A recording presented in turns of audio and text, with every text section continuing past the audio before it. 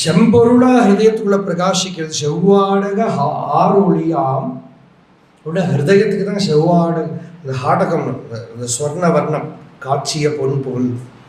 இந்த சந்தியா காலத்தில் கார்த்தால சாயங்காலம் நீ சந்தியாவில் பாருங்கோ, அப்படியே கோல்டன் கலரில் இருக்கும் ஆகாசம், ஸ்வர்ண வர்ணத்தில்.